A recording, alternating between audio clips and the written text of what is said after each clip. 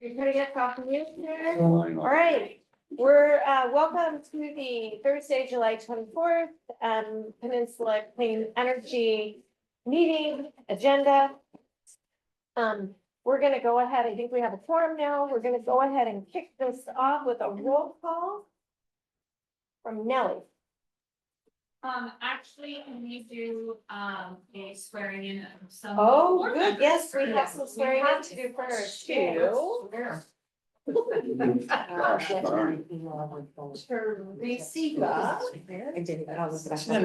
She's coming. Oh, she in another. Is she in another meeting or is she? Yeah, that would be great. You could go ahead and swear her in prior to the roll call. And then we have Gary, I'm not sure how to pronounce his last name. Rosie? Reese? Reese? He is online.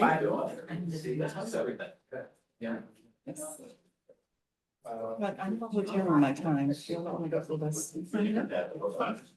Teresa. how are you doing? I'm well. Welcome. Who are we looking for, Jen? We have Gary online. Oh, Teresa. Turn on his Hello. camera. Good to see you. Good to see you. Wow. Hi, Teresa. How are you? Don't you feel welcome? I do. I'm gonna have to tell Rod to stay away all the time. Now we know what's going on. Yeah, he's on vacation with his lovely family. Nice. Oh, thank you. Okay, are we ready? So we have There we two. go. There's Gary. And Gary. So we have three swear-ins. We have two.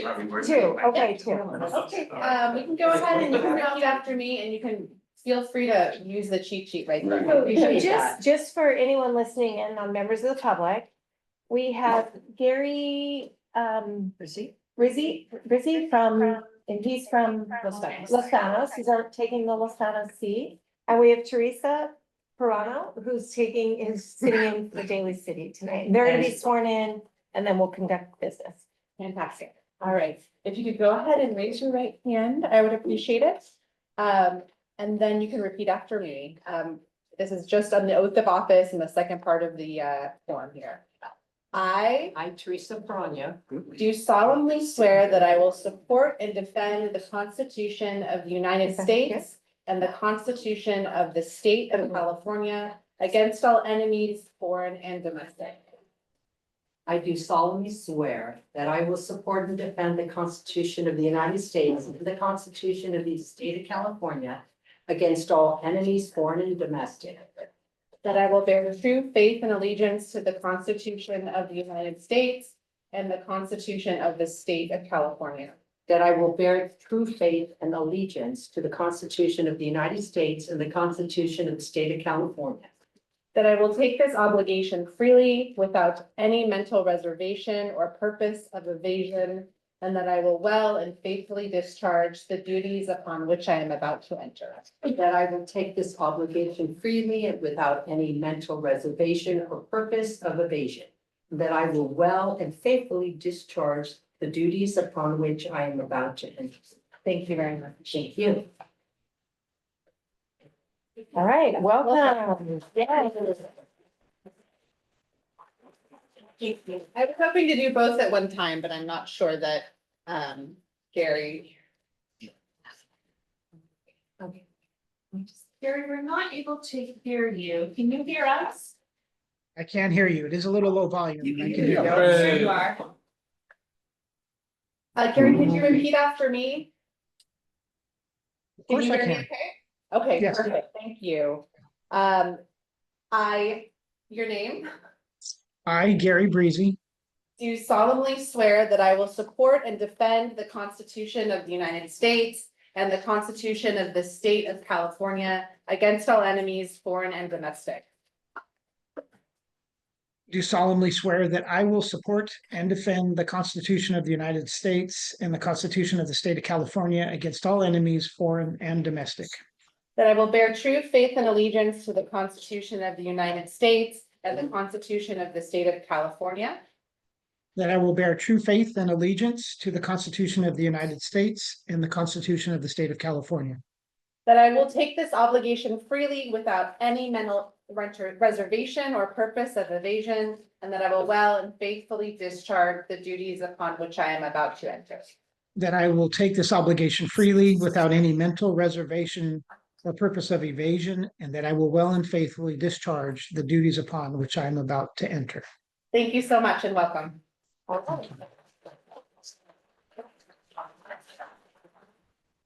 right, we'll go ahead and start the meeting off with our roll call, please. When I call your jurisdiction, if you'll please state your name. San Mateo County, Lisa Gaucher. San Mateo County, Jackie Spear. Congresswoman Vaughn, she just needs to. just so you know, we heard you, but your voice was really low, but I heard you. You're here. Thank you. Atherton, you, Belmont, Brisbane, Colleen Macken, Burlingame, Donna Colson, Holma, Daly City, Teresa Perona. East Palo Alto, Foster City, Hopper, Aqua Bay, Patrick Johnson. Hillsborough, Leslie Ragsdale, Alspana, Gary Breezy, Menlo Park, Betsy Nash. Millbrae. Loveland. Oh, hi. Pacifica. Portola Valley, Redwood City, San Bruno, Marty Medina, San Carlos, San Mateo, Adam Lorraine. South San Francisco.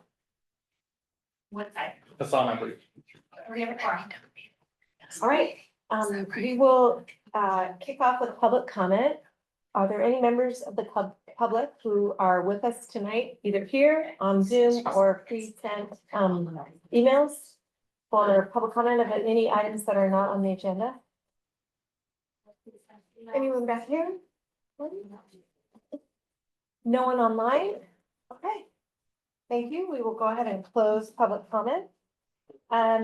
I need, we have a few 5 items on our consent calendar, so I would appreciate an action to set the agenda and approve the consent unless there's anyone who would like to pull something off consent or any member of the public who would like to pull something off consent.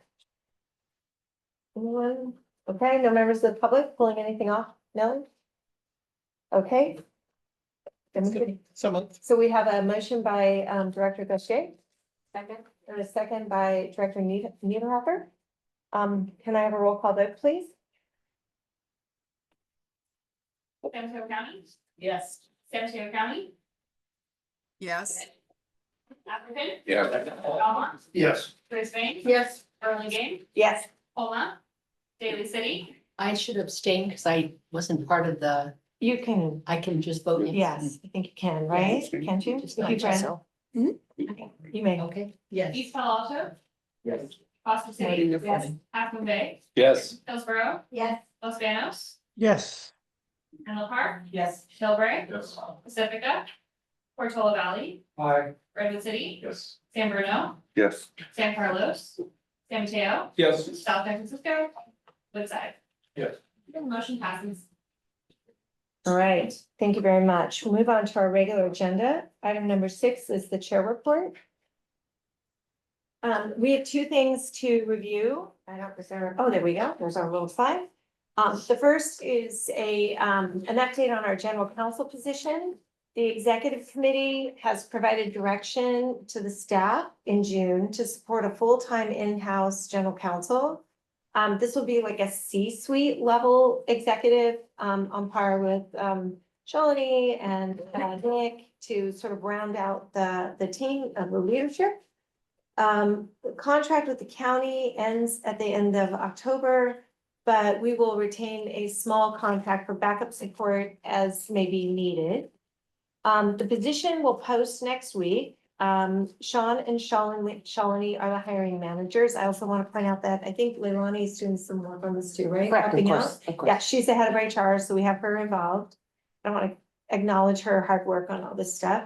Our board officers, which is essentially Donna and Marty, will interview the finalists. And of course, it's at the discretion of we're really going to defer to the discretion of the staff, but we'll interview as well, and we'll bring a recommendation to the full board at its September meeting. If you all recall, the JPA requires that two positions that the board has authority over hiring are the CEO and because when we initially started, we were working with the county, so the board contracted directly with the county. We may clean that up in a while. After a decade now, it seems more relevant to fall under the purview of the CEO as opposed to the board. Because we don't take legal actions like the council does, so the attorney doesn't need to report directly to the board, but we'll clean that up. So for now, we're gonna go along with the existing structure. So with that, if there are any questions on that item, I'd be happy to respond, or Sean. Okay, so we're on a quick timeline with that. Then second item is board standing committee review. So we have three standing committees: the executive committee, the audit and finance committee, and the community advisory committee.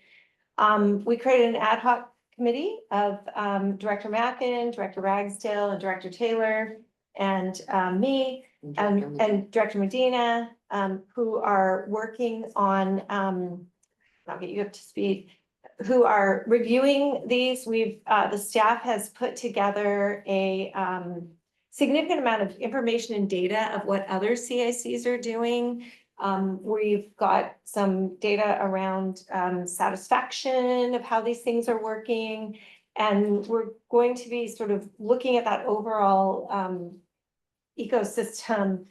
And after a decade, taking a look at the governance and figuring out if what we're doing is really making sense. Do we have the right number of people? Are we having the right number of meetings? And is the efficacy of all three of them, really helping the staff to do their job and facilitating the workload? So we've had our first meeting, a kickoff meeting. We will be meeting with a representative sample of committee members and staff. I've already started that work. And we'll plan to have a recommendation for the board's consideration in September or October of any adjustments or changes we would want to make. Some of those would flow through to policy 16, which is lays out our standing committee responsibilities, and others, that's where if we require any changes, we'll just do it all at once. I think it's Jason here. Is he back here? Yeah, there is. So Jason and I have been chatting. We're going to continue to get together so I can work with him. We've extended the terms of the CAC members through the end of the year so that we don't have turnover in the midst of an evaluation and a potential, reconfiguration, structure, or change. And they've graciously agreed to do that. And Jason has graciously agreed to continue on beyond the expiration of his term just this year. So that's where we are with that work. I don't know if any of the committee members want to add anything, Leslie or Colleen or Greg. It was a great summary. Thank you. Okay, you're welcome. Any other questions? All right, I would open it up to members of the public that might have questions.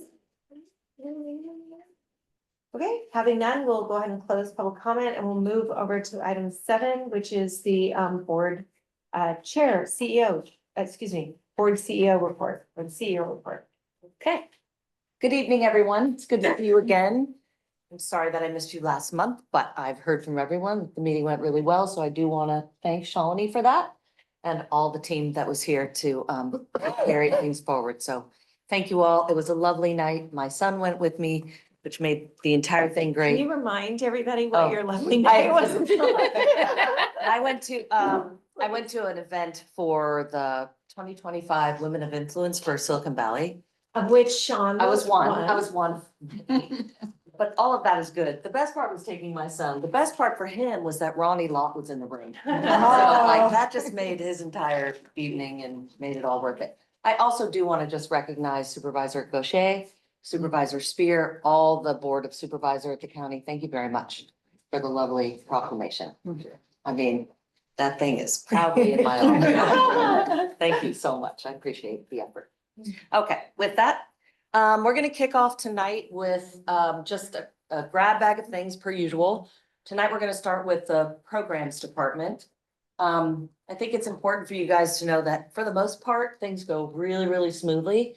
And sometimes we have challenges and, things that are hard, but we work through them and we come up with solutions. So two of those things are, I think you've heard before that the self-generation incentive program, which is offering funding for low-income batteries on homes, has run into a significant hiccup, not with the funding per se, but with PUC. So I don't know, Shalini, if you want to provide a quick update on the status of that.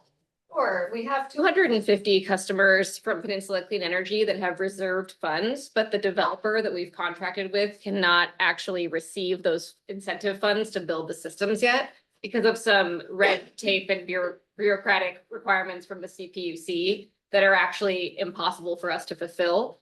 So the CPUC is beginning a new regulatory pathway to allow us to participate. Separately, there's also a legislative pathway that's opening up.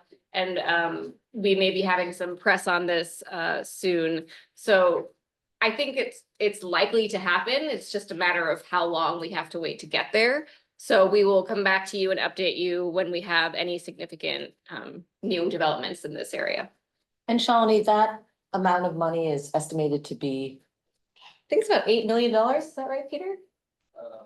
something like that. $7 or $8 million. Yeah, and that's for low income solar and storage. Any questions on that? Okay, the next challenge that we are working our way through is with our home upgrade program. So you all may recall that last year we moved a number of different programs under the umbrella that we had established called Home Upgrade. And what that does is that offers various opportunities for homeowners, either on their own through DIY or through full service through PCE, to receive electrification upgrades, both from a technology point of view, sort of within their home, as well as appliances and heat pump water heaters and all those things that Raphael can tell you all about. We have run into some operational challenges with the primary vendor that we had been working with, which essentially meant that there was more money, frankly, going out the door than there were projects being finished. And it was taking an inordinate amount of time. So we are working through that. And at this point, we're restructuring the program to essentially remove the middle piece and handle our own relationships with the cadre of contractors that we work with to basically go direct. We're going to take the middleman out, for lack of a better term. So we're working through that. We've got a plan for staffing that first on a temporary basis, and then we'll see how things go and then go from there. So I'm just letting you know that the vendor is aware of it, and so far, so good. Yes, Yes. please, Director Prana. Thank you. I wasn't sure if I should wait. You may. Could you give me just a little information on this, this project? So you work with homeowners who choose to apply. Do they have to be low income to do that? Not all of them. It's anyone who'd like to apply. Is that, I'm sorry. This is, no worries, this is Raphael Reyes, our Director of Energy Programs. Happy to answer that question. So the program has a number of different options for customers. Customers can come forward and say, I'm gonna do my own thing. I just want the rebates. So that's option one.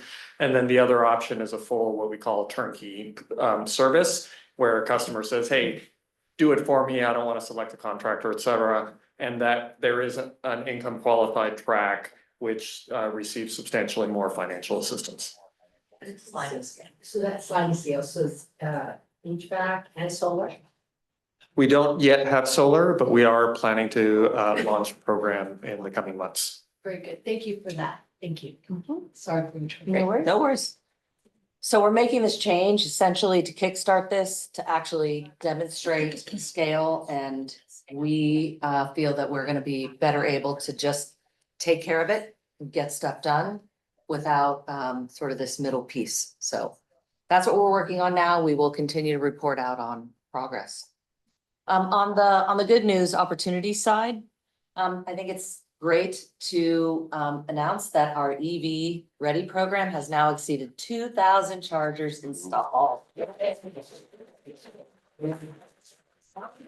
Which is heartening, because when I joined the agency in 2022, we were coming out of the pandemic and still kind of in the middle of it, and I think we had 160 or something. So the program really has scaled, and I do want to acknowledge Philip and Melanie and Raphael and the whole team that really has just pushed the go button.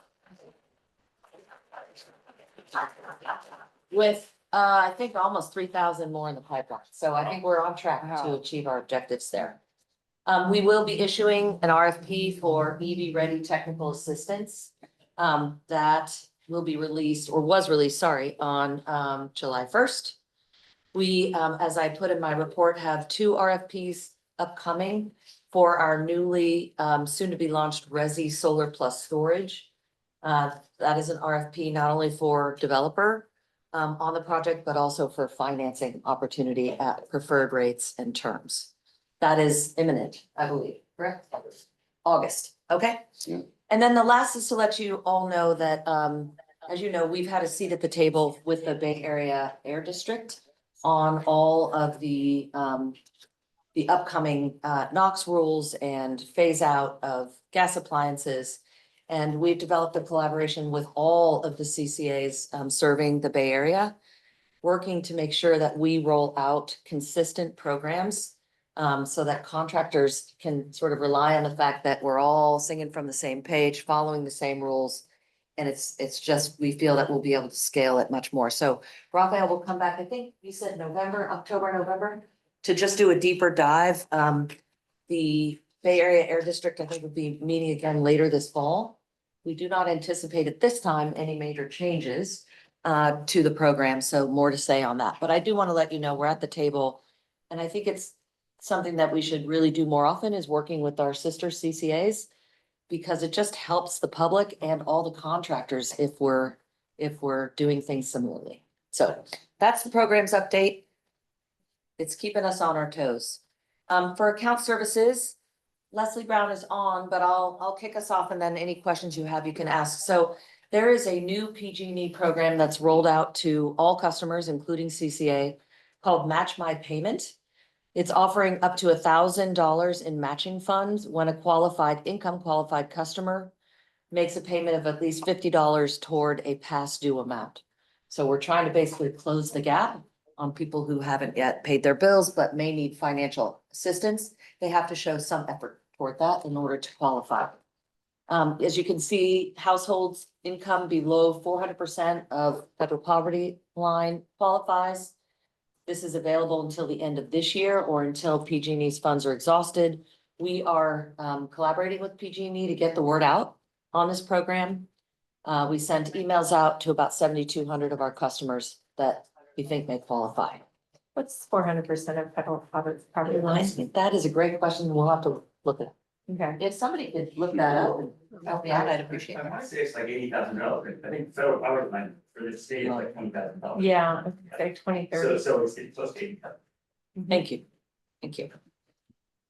Yes, Director Nash. I'm wondering if there's an opportunity to send out some paper mail postcard or something, because a lot of the lower income residents that I talk to, many do not use the computer. Yeah. Email. Yeah, I think we can do that. Sure. Yeah, we can pull those same customers into a mailing. Thank you. I'm wrong. For a family of 4, it's $124,000 For for a one family. person. So for one person, 80 Yeah. and 120. Okay, great. Thank you, Carlos. I did get the postcard we talked about last time, which were 2 meetings ago, the one that was the incentive program. Yep. So that was nice to see that in the Good. mail. I was like, oh, nice. I know these people. Yeah. Thank you.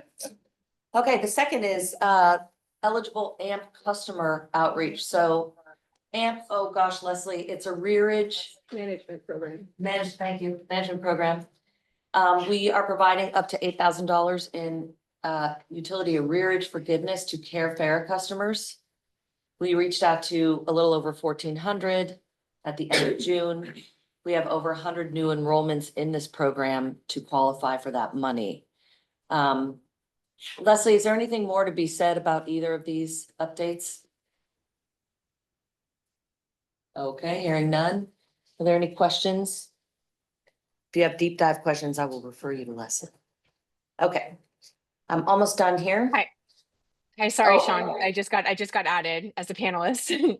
Oh. Did I miss anything? No, just that, just on the comment for the mailing for the Match My Payment. We are looking at that. We just wanted to get the communication out really quickly because the funds are limited. So we just did the email blast first, but we will be looking at doing a follow-up mailing to folks who don't have an email. Great. And in different languages? In different languages, I assume, yes, Leslie? We will, yes, we'll look at the different languages, for that as well. Yeah.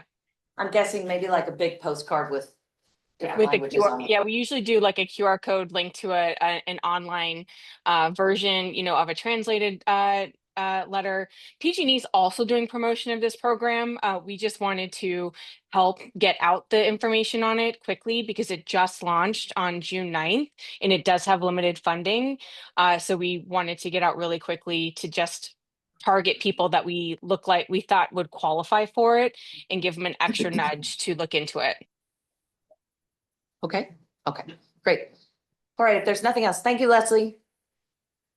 All right, we're gonna turn it over to Mark now for our legislative update. Yes, good evening, directors. Mark Hirschman, Director of Government Affairs.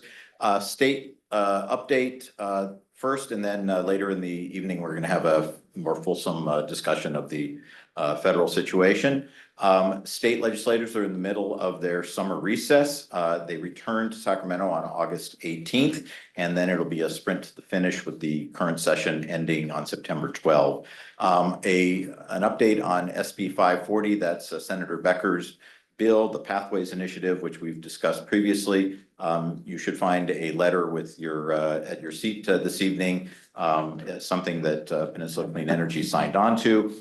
Before heading out to the break, SB 540 was scheduled for a hearing at almost the last minute before the Assembly Utilities Committee. But right before that hearing, it was pulled almost as quickly as it was set. One of the reasons for that is that a coalition of labor, business, environmental, and clean energy groups, including Peninsula Clean Energy and others who are in the letter that is at your seat, asked that the legislation be held so that stakeholders could fashion a bill that would better serve the state, the ratepayers, and from our interest, serve our board policy. So if you have any questions about that, feel free. But the bill has not changed in its form since we met last month. The other two items mentioned on the slide, the affordability initiatives, one from the Senate and one from the Assembly, both moved forward in hearings, but were not modified. And it is anticipated that both they and some of the trailer bills that we expect to start seeing pop up in the next weeks after they return from recess will free, that being the Speaker of the Assembly, the Pro Tem of the Senate, and the Governor to hash out. Next slide, please.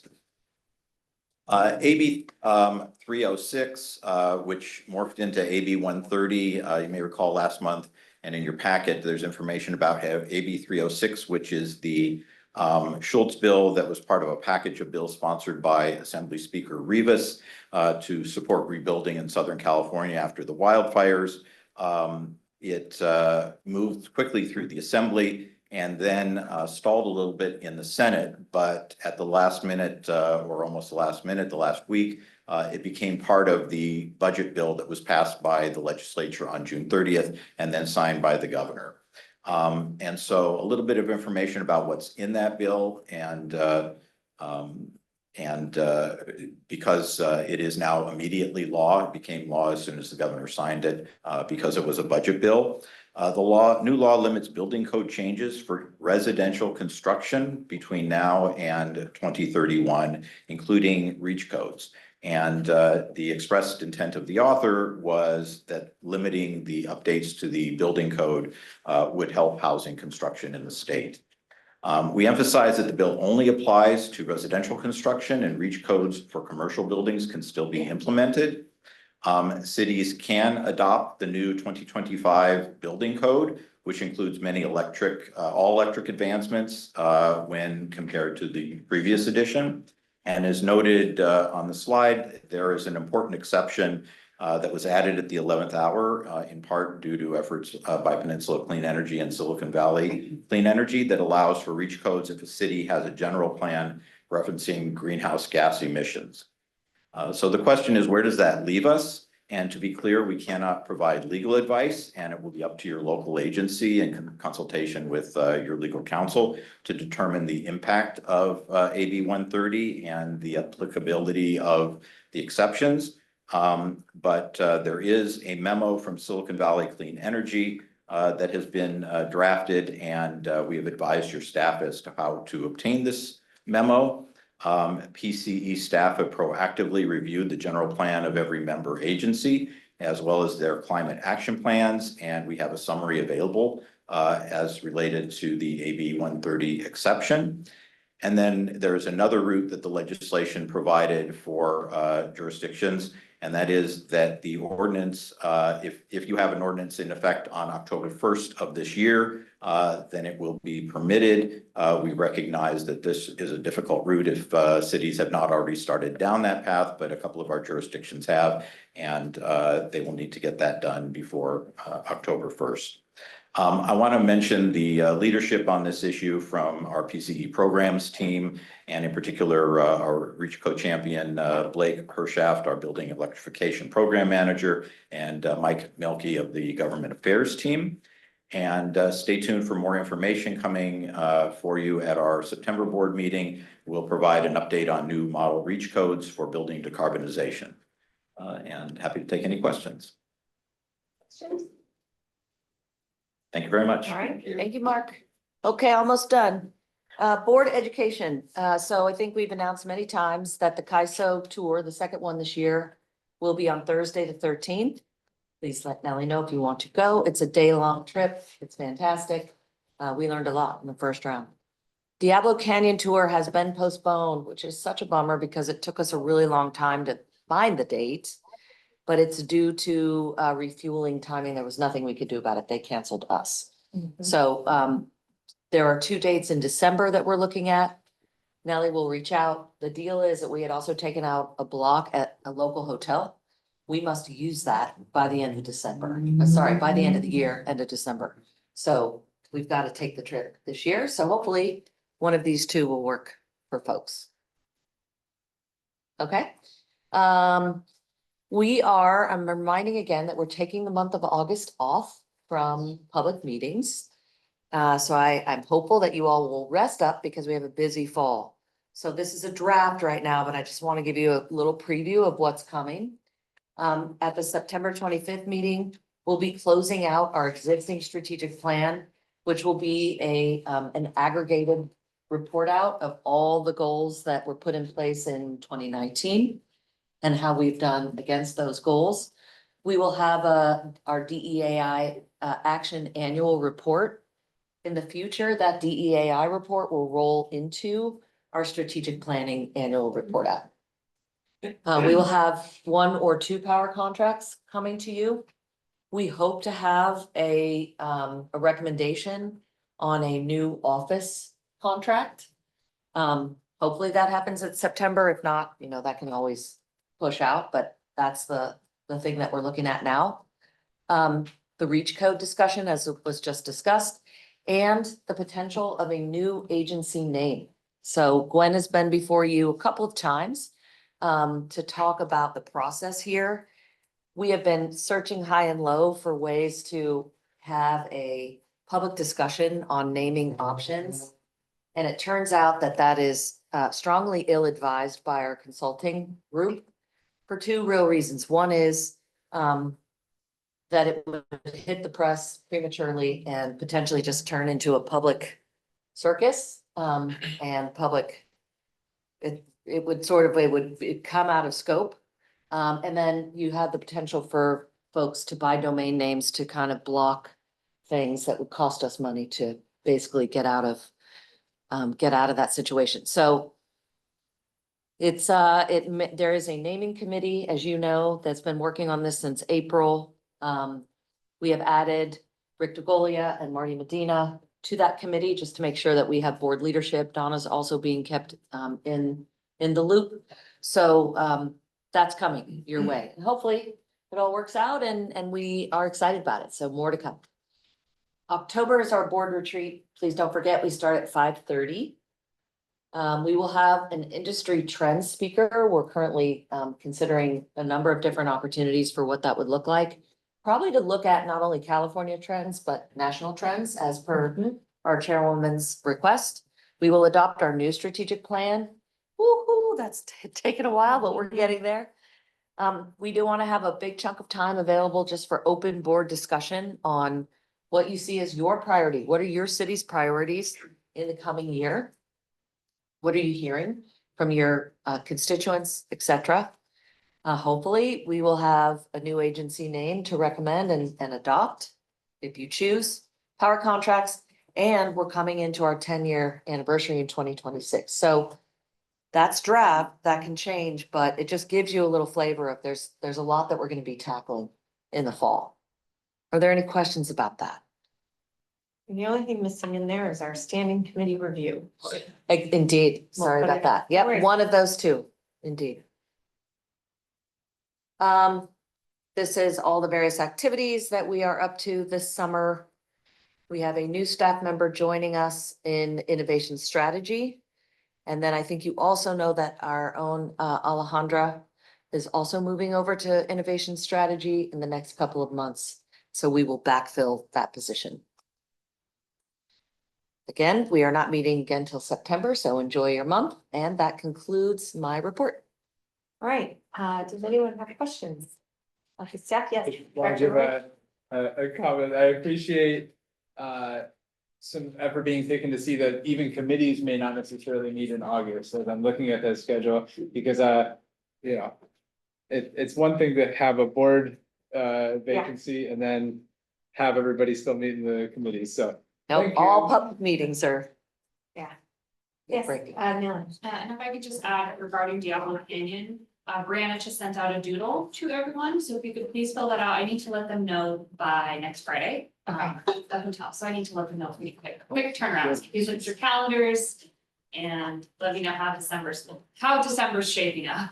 All right. Thank Sounds you. good. Does any member of the public have any comment on the community advisories? Good. Okay.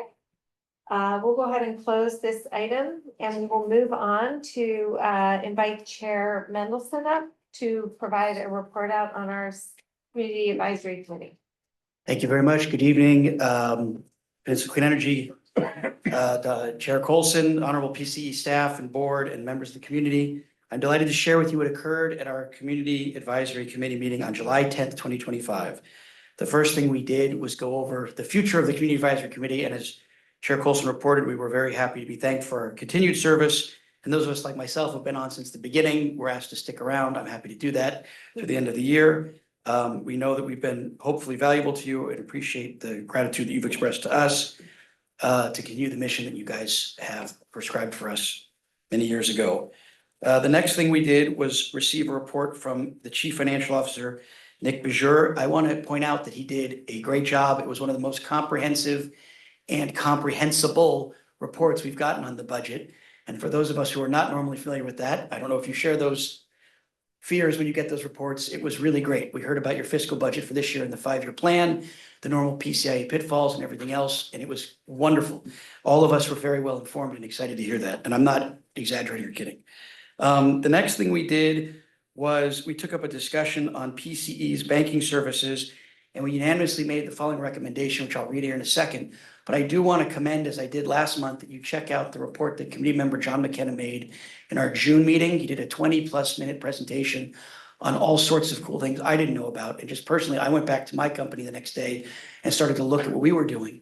And I found it very informative and just very edifying. With that in mind, and with discussion amongst the group, the following recommendation was unanimously made. The CAC encourages PCE to find and engage a banking partner that furthers the mission of PCE in reducing greenhouse gas emissions and does not invest in fossil fuels while meets the financial and operational needs of PCE. Specifically, the CAC requests that a member of the CAC be appointed to participate in the RFP process. The CAC recommends that the RFP prioritize the sustainability criteria and include a clause in the RFP to allow other CCAs to piggyback on the project. The next thing we did was we reviewed the tracker of our specific recommendations. This was presented by Vanessa Shin, Associate Manager of Community Relations. And I found this very informative because I'd forgotten quite a few of the things we recommended over the years. I recommend everybody look at that. There's quite an extensive list of ideas there, most of which I'm happy to report the PC is undertaken or is currently evaluating or is about to. This also helped inform what we hope to engage on next for the balance of this term. The next thing we did was receive the Marketing Community Liaison update from Ms. Shin and Kirsten Andrew Schwind, Associate Director of Community Relations and Climate Equity. The CAC was tasked with returning at our next time or before then with input on a portable battery program with renters, specifically seeing if we have any experience with that portable battery situation and specifically the renting situation. Ms. Shin also announced the changes to the federal incentives and tax credits for clean energy. And the last thing we did was receive reports from our working groups. And as I mentioned earlier, they're continuing to the end of the year. 3 of the reports we received were on our building electrification working group, our marketing strategy and group, and our transportation electrification program working group. And then we discussed what we plan for our next meeting. I also want to point out that John McKenna, one of our members, announced that there's a Waves and Amp Watts event in Half Moon Bay on August 23rd. And Kathleen Goforth, our vice chair, announced Actera's electric vehicle event on August 7th. And I commend you always to look at our minutes. Hopefully they will entertain you, if nothing else, and edify you if they're doing what they're supposed to do. And I welcome any questions you may have for me at this time. All right, any questions? All right, no questions? Any members of the public, comments? All right, no members of the public. We'll go ahead and close public comment. I want to thank Chair Mendelson. I look forward to getting together over the next month or so. You guys get it off. I get it off. I gotta keep working. And we'll have an opportunity to look at our future. With that, we'll move on to item number 9, which is also a discussion item. We have this is a more comprehensive discussion of HB1 reconciliation bill, Trump administration executive order. We will have Mark, Raphael, Roy, I believe, and Jim Davenport, partner from Thorn Run, and Kyler Phillips are also from Thorn Run Partners. So we have a big group, and I'm going to turn it over to Mark. Are you setting the table? Who's setting the table here? I can set the table. Please set And the is table. Jim? I think. He's raised up. Hello, Jim. All right, thanks. Thank you all. I want to acknowledge that these gentlemen are from our lobbyist firm in DC. It is currently 10 after 10. Oh, wow. So without further ado, we're going to begin here. What we've asked these gentlemen to do, they did it at the executive committee, is just to bring to the board awareness around the federal impacts of the reconciliation bill and the executive order that was subsequently passed by, put in place by the president on July 7th. So with that, thank you very much, Jim. I know you're going to kick off and then turn it over to Kyler. Sure. Thanks, Sean, and I'll get underway because it is past Kyler's bedtime, and I joked with him. Thank you all. You look so nice in 10 after 10. Yeah, thank you. Jim Davenport with Thorn Run Partners. I'm joined by Kyler Phillips. The one big beautiful bill, which I really am reluctant to call it, passed recently in the last few weeks, is, as you mentioned. Unfortunately, it did a lot of damage to progress that was made for clean energy tax provisions that were put in place under Biden's Inflation Reduction Act. It was done through the reconciliation process, which means it only needed Republicans to get the bill passed. So as much as we had hoped to get Democrats involved, they were really sidelined during this entire process. We worked very diligently to try and get Republicans both in the House and the Senate to protect some of these important provisions. There were many that stuck their necks out there and tried to do it, and they have interest in their states. But at the end of the day, there were some significant changes to the tax provisions that were previously in place. So it's not the best presentation or most uplifting that we want to give, but we just have to present the facts as they are. So I'm going to turn it over to Kyler to walk you through where the changes were made to the clean energy tax provisions. Awesome. Thank you, Jim. Move on to the next slide, please.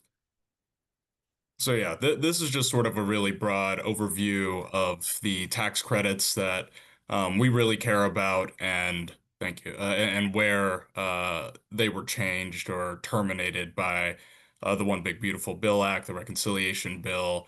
A lot of these tax credits, alongside plenty of others, were pretty much terminated within either the next 3 months, 6 months. And some of the other tax credits, including the really important 45Y, 48E clean electricity credits, were changed. It's a little bit more complex, and I'll get into that. Transferability was also changed, which I'll say now is basically just restricting transferability to what is defined as specified foreign entities, which for our purposes really means companies incorporated in China, but is a little more complex, and there are a lot more other possible specified foreign entities. So to get into the changes to the clean electricity tax credits, um, basically wind and solar sort of got the worst here, whereas other uh, forms of energy, what's sort of called baseload energy, nuclear, geothermal, hydropower, but also battery storage, are going to be phased out a bit later. But wind and solar, which are right now being called intermittent forms by the administration, are being terminated much earlier. Um, there is a placed in service deadline for projects that begin construction um, with after 1 year. So, any project really that begins construction after a year, it's unlikely that they'll be able to meet the placed in service deadline. But if projects begin construction within 12 months, they're carved out. And I'll get a little bit more into sort of the executive order that followed and how that might change the commence construction uh, guidance that the IRS put out for projects to be able to meet that. In addition to this, there are new foreign entity concern restrictions I sort of alluded to a bit earlier that basically place restrictions on components that projects can source from. Like I said, China, Chinese companies being the most relevant here. And there's sort of some complex restrictions there, including this new thing called the material assistance cost ratio, which is basically total cost of the project minus total cost of components from prohibited foreign entities divided by total cost of the project. And there are percentages for the threshold that'll increase over time. But that's sort of some new restrictions that have been added to this tax credit. One thing I will note is for battery storage. Uh, this includes battery storage that is located at wind and solar facilities as well. So those energy storage projects are phased out much later. So now onto the 45X advanced manufacturing tax credit. This one was left relatively untouched. It mostly phases out under the current schedule. Lasts a little bit longer now for critical minerals. However, it does phase out early for wind components after 2027. There's also a new tax credit for coal used in the production of steel. And then, similar to the clean electricity credits, there are new foreign entity of concern restrictions as well. So now on to sort of the really, I think one of the biggest question marks going forward now is implementation. And as has been mentioned, President Trump issued an executive order pretty shortly that had a pretty provocative title about ending subsidies for wind and solar. And it directs the Treasury Department, where the IRS is housed, to uh, revise its guidance for commence construction, which is really key for clean electricity. Basically, there are two important tests under that guidance for projects to access this safe harbor, for them to prove that they've commenced construction, which then gives them 4 years from when they've started commencing construction to being placed in service to finish the project. There's the 5% capital expenditures test, and then there's the uh, physical work test. Both are going to be revisited probably. There's not really any clear, there aren't really rumors on how what that will fall at, but some people are saying, the new CapEx expenditure percentage could go as high as 50%. Some people hoping that it'll fall somewhere in between, the physical work tests, it's less clear there, but I think more people are concerned about that as well because it's pretty subjective and the requirements get pretty complex as well. Interior Department, so they were directed to remove preferential treatment for wind and solar on public lands. They ended up issuing a pretty big memo that says that they're essentially going to on a case-by-case basis for every permit that wind and solar projects on public lands have to receive, determine and probably reject a lot of those permits.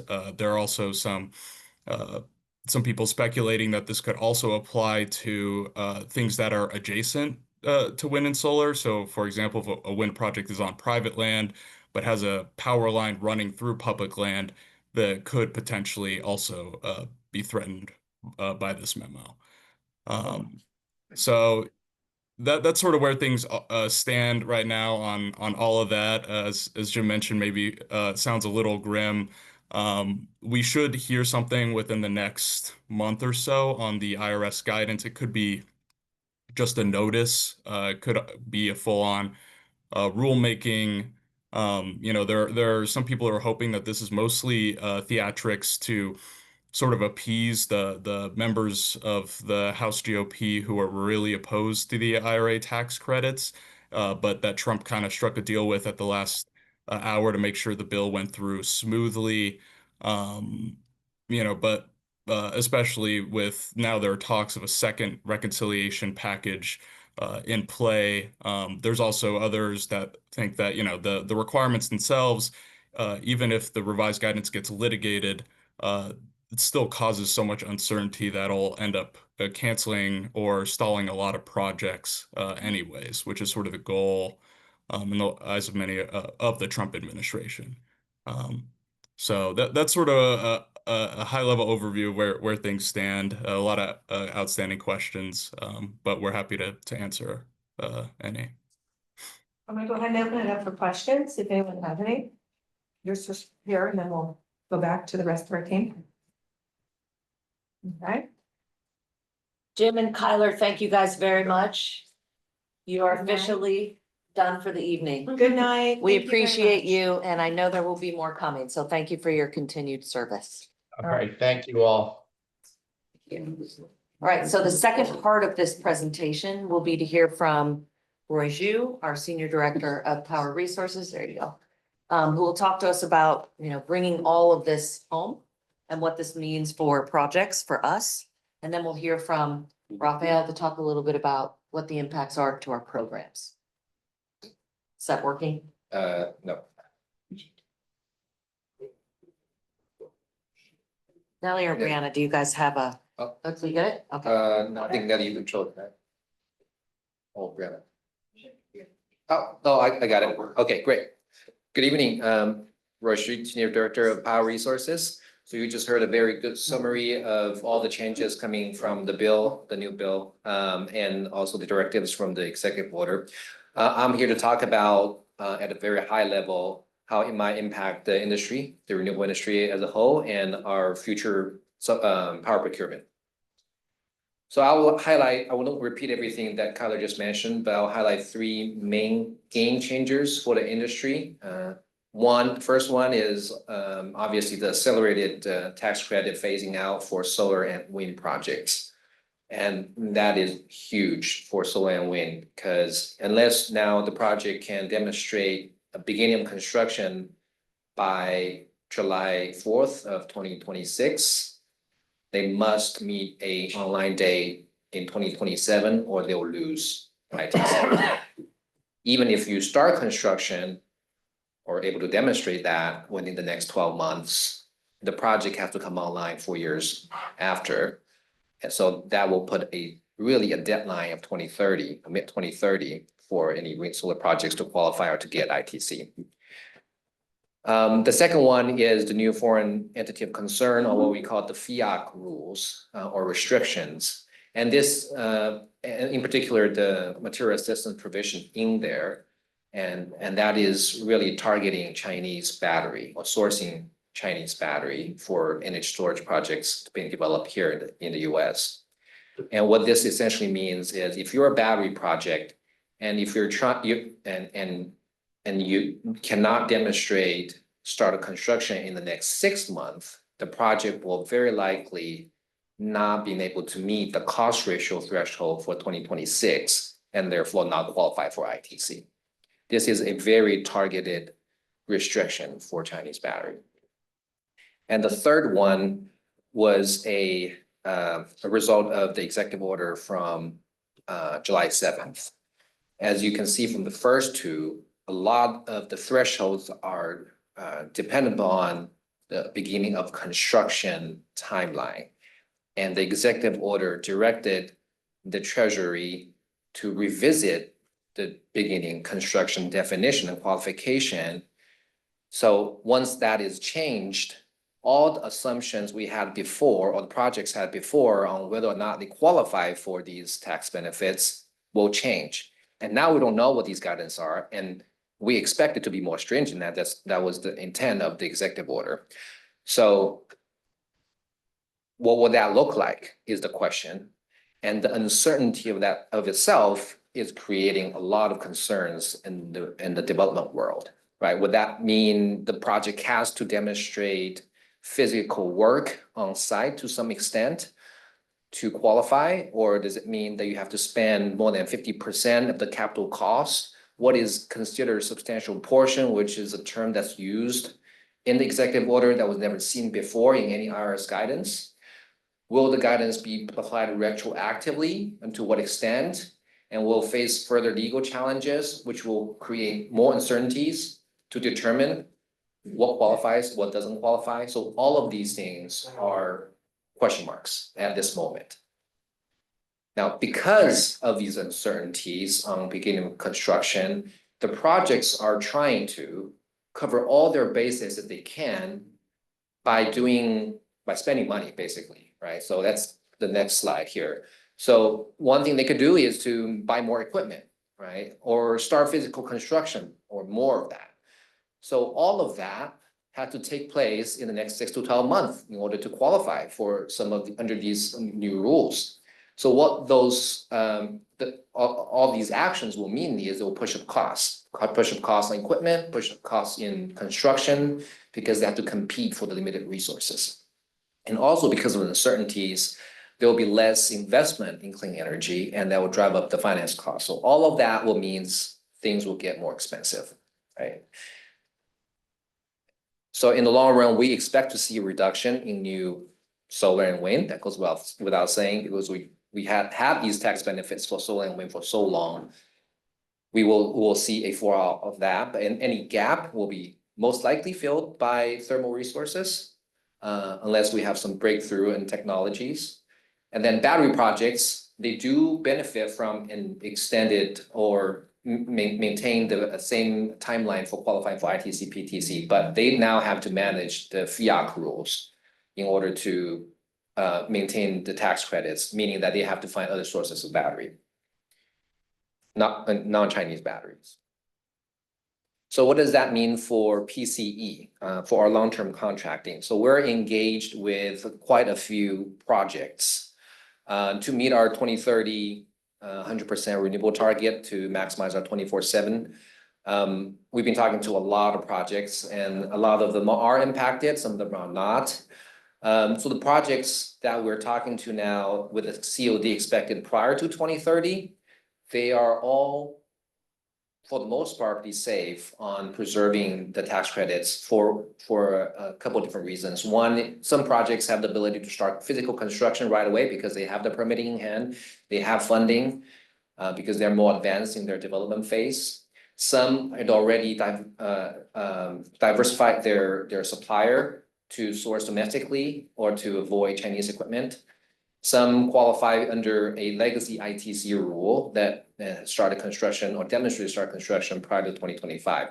So a lot of these projects we're talking to are safe for now to qualify for ITC. And the next item on the agenda is one of these projects we're seeking board approval on. But for projects that we're talking to that has CODs beyond 2030, they will be at risk of not qualifying for the full tax credit, especially on solar.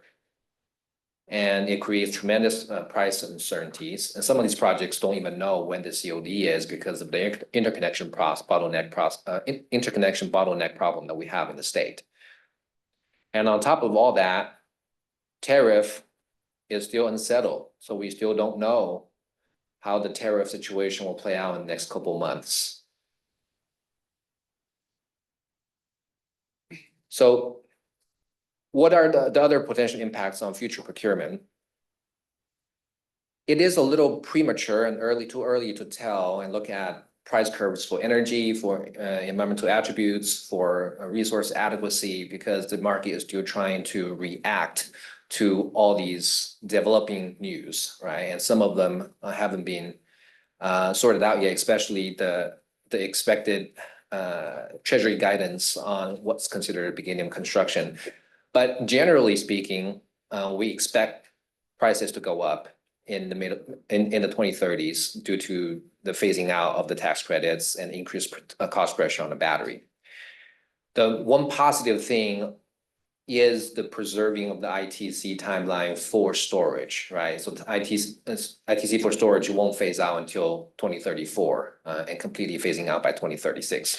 So that generally has a positive impact on RA prices, we'd expect, because storage projects do provide a lot of RA benefits. But losing the wind and solar ITC is going to have an impact on REC prices, and we'll see that after 2030.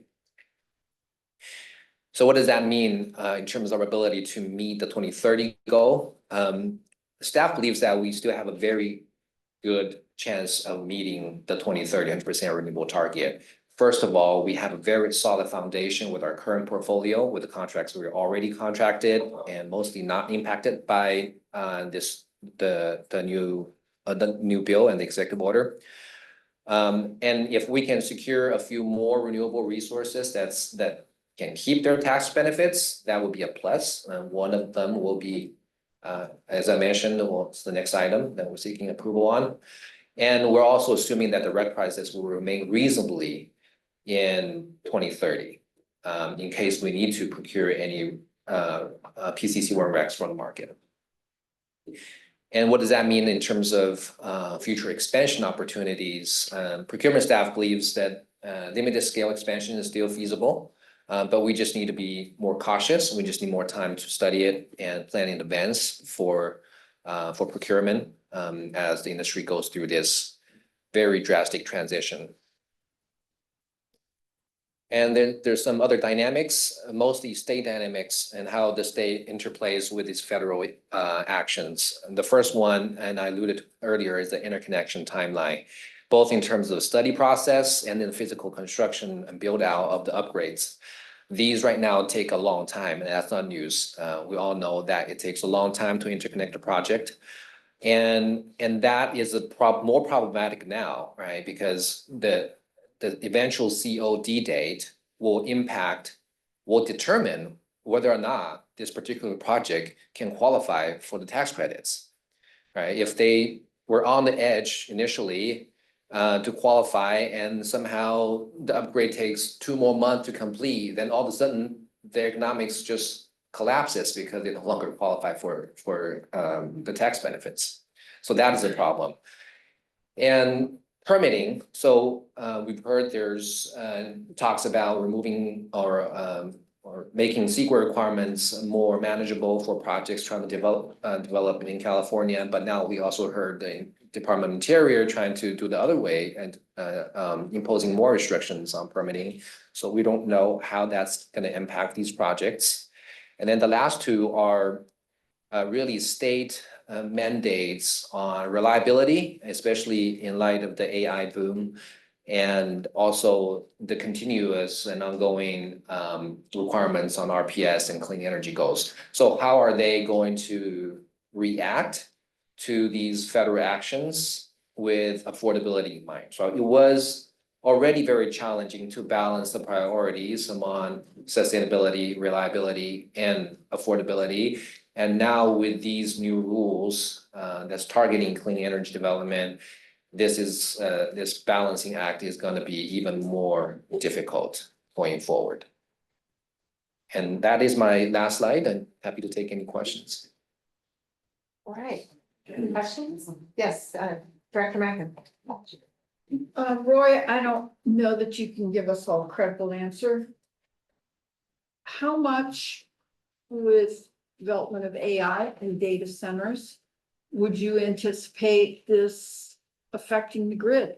Has any of this been factored into this bill or any of your prognosis for the future? So a couple of things. So first of all, we recently looked at the data center load in ours, or projected load in our service territory. We don't expect too much in the peninsula. And on the grid, there are other load serving entities, other CCAs are seeing more data center growth and are impacting their forecast. And second part question, I have been told that now a lot of data centers are saying, we're gonna produce our own power. Is that truly happening? And if not, where are they going to buy their power from? Yeah, recently there are news articles about the data centers trying to secure contracts with specific power plants, but those are not in California. So outside of California, there are contracts or arrangements that made to specifically serve data centers. We plan to have a speaker in October that can speak to these questions more in general on the national scale and talk about AI boom and how the bill is impacting that area of the grid. Yeah, I'm not sure if I answered your question completely. Okay. Thank you. Yes. Director Cronin. Thank you. So if I ask something that isn't quite right, you'll let me know, but I hear and I understand that the federal side is really hurting us. But with regards to the state of California, their goals are still the same, I would guess, our goals and trying to meet the demand. And so I'd like to have just a little idea on knowing that the big help has been through federal and that's going to subside. The state of California, in your opinion, they're going to still stay with our projected goals and work with us? So far, we haven't heard any changes. In fact, the most recent guidance, or what we call the RCPPP mandates, are going more aggressive on trying to meet higher renewable standards, clean energy standards sooner. So yeah, obviously the state is going in the opposite direction as what the federal government is trying to go. So a lot of these people or companies would be able to pivot and then work with the state more than they would have, let's say, with the federal, so that we can proceed with the goals? So the challenge is a lot of the development, clean energy development now relies on these tax benefits to make the economics work. And that in turn impacts how low serving entities like us set our rates. Whereas if there's a cost impact, then our rates will go higher too. Or if the project even pencils at all. Yeah, Director Gully? Yeah, I think the issue isn't state goals because we're way ahead of state goals. It's our own internal policies that we established that we have been very proud of in targeting and realizing and moving toward. And this creates a cost impact, which Roy just described. And I think it's critical that we recognize that this is happening. And two things. One, that we negotiate our contracts, those that can meet the ITC goals and that we know we're going to get them, we got to run with, right? I don't think we should pay more dollars to do that, because the cost of the power that we provide to our customers is critical for our customers to move from fossil fuel appliances to electricity. And we can't lose sight of that, or else we're gonna lose our ability to achieve our goals in and of ourselves. But when we negotiate contracts, Roy, we include a clause that gives some flexibility on the cost, right? And if the cost increases from the developer side, which losing the ITC obviously does, then we have an ability to back out of those contracts. And we've done that once or twice. So on the last contract that we took to board, we do have that mechanism in there.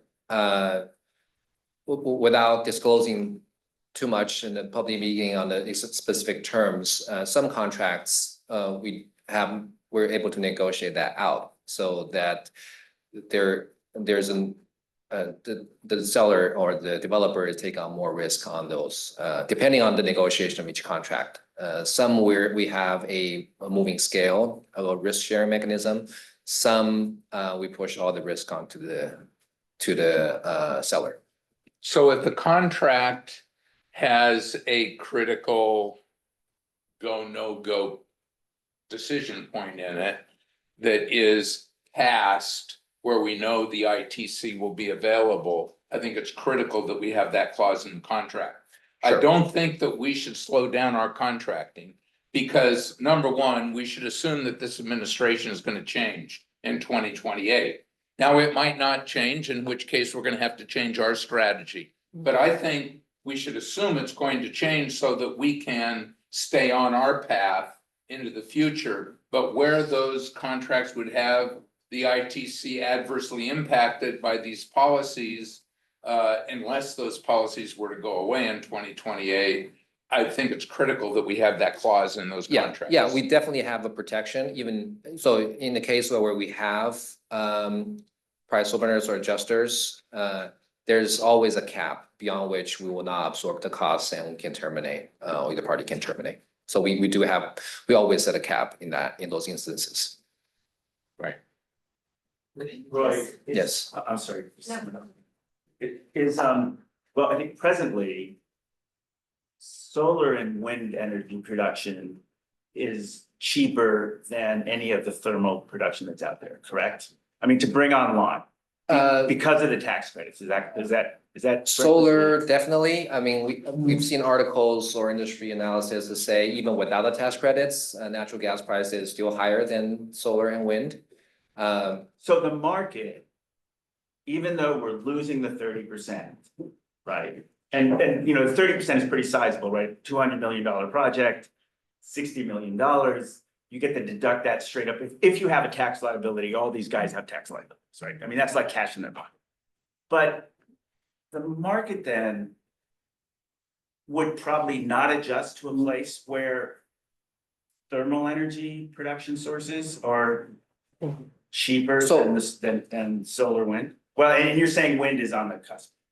Wind is right now, California wind is quite expensive, or a lot more expensive than it used to be, even with the tax credit, because it's, I would argue that it's market driven rather than cost driven, but it is expensive. But I think where we're going is whether or not the market will pivot to gas, thermal, or will stay with wind and solar. I think that depends on the demand. If you have a critical need like data center, you might have to go with gas. I think it's supply is one thing, and also is whether or not we're willing to pay the high prices for either, right? And we can just go to the market, but the market price might also go up. So there's quite a bit dynamic in depends on what kind of entity you are. Are you a low summer entity or are you a business? Your decision might be different. And depending on where you are in the country, different markets have different dynamics depending on their resource in the market. So is that a California specific question or a nationwide question? I think the answer might be different. Right. Any members of, we have one more, right? Rafael. Okay, we'll wait for Anything Rafael. else? Good. Are you good, Mark? Thank you. Thank you, Rose. See what tissue papers on the board table over there in the corner. Yeah. Yeah. Sad news. Yeah. Directors, Rafael Reyes, Director of Energy Programs. I'm going to present on the flip side of this, which is on the let's call it on the mostly behind the meter side. And, you know, the broad story is similar, seeing reductions or elimination of incentives across solar storage, transportation, building electrification.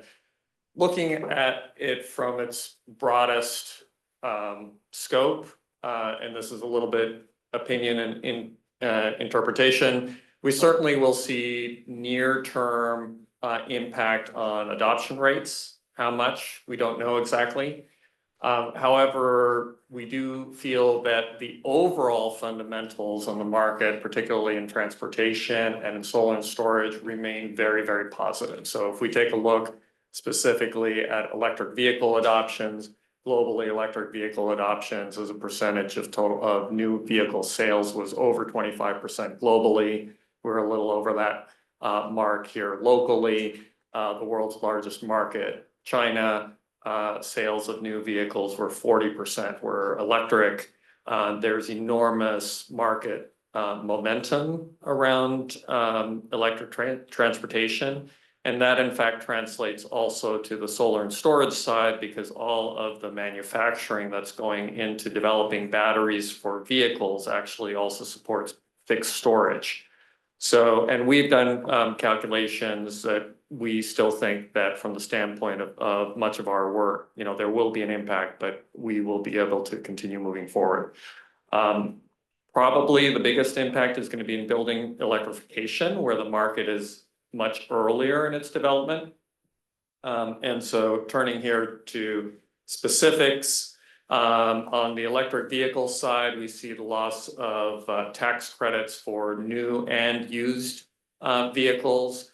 The loss of the used vehicle tax credit is particularly material for income qualified customers, and our program is explicitly built to layer on top of this. And so we are in the process of reviewing the program to see how we might adjust in the face of this change. And then there's the commercial vehicle credit. And this will materially impact local governments who are advancing electrification of fleets. Philip is actively in discussion with a number of cities around, you know, what adjustments they could make, if they can accelerate purchases, which is not an easy thing to do. But some cities are trying to move on that. All of the purchases must occur by September 30th to retain this tax credit. On the building side, we have the residential energy credits and the loss of tax credits for heat pump water heaters and space heating. There are some other commercial ones as well that are not listed here. Customers must install their systems and have them operating by December 31st to get these tax credits. Again, here probably would see somewhat more impact, although in general, customers who are making these moves have more capacity, and many of them are climate motivated. So probably those customers are by and large going to continue to move. It's the next wave of adopters, the sort of early majority, if we will, that is likely to be more reticent based on the economics. But we are working on bringing together additional finance tools, and hopefully that will be helpful in terms of part of a response here. I apologize, this has a lot of text here. The left side is mostly focused on things that have already been covered, so I'm not going to recap that on the specifics of the investment tax credit. But I did want to spend some time specifically on our government solar program, GovPV, which is on the right. As many of you may recall, there are multiple rounds of this program, and so I want to walk through the impacts here. GovPV1, which is 12 sites that have already been completed. We are not anticipating any impact of the changes in ITC here. We are at this time, literally this week, in the process of starting the submittals for the direct pay ITC tax credits for the remaining 9 systems that we have not already secured ITC for. So very unlikely that we would see anything there. The round two sites, which are now under construction, this is 24 facilities. A number of those are construction complete, but construction is supposed to carry forward through the first quarter of next year. Our firm, Macmillan Electric, a union firm out of San Francisco, is actively working on this now and to try to minimize any possible impacts in terms of the start of construction. We don't actually know the rules, so it's a little bit difficult to know with absolute certainty that we're going to get ITC for all of these facilities, but at this point, we are optimistic that we will be able to meet the start of construction deadlines for the round two solar facilities. Excuse me. Then we have the retrofits, approximately 10 facilities where we're going back and doing retrofits, adding battery storage. There we do anticipate that we will see the so-called FIAC rules, this is the foreign entity rules, come into play. We don't yet know exactly what that's going to look like. It depends on the sourcing of the batteries and so forth. So there may be some impact there, but we still think that we can manage that without undue overall impact. And that includes possible leveraging of the surplus funds that the board has already allocated for to which will help us defray some of the battery storage costs. Which brings us to round three. And round three, we have a number of facilities that are at a very early stage. And here we do expect that we would not get any solar ITC, that we'd have the FIAC rules around the battery storage. We have run some initial numbers. We still think that by and large, the economics remain favorable for probably most facilities here. So we remain optimistic about our ability to carry forward with this program. The one wild card I should note, and Roy also mentioned this, is what's happening with tariffs is a big wild card here. And then finally, on the residential side, the fact that batteries retain the tax credits means that we can continue to move forward as planned on the residential solar and storage program. And we have now a specific strategy in place over how to do that.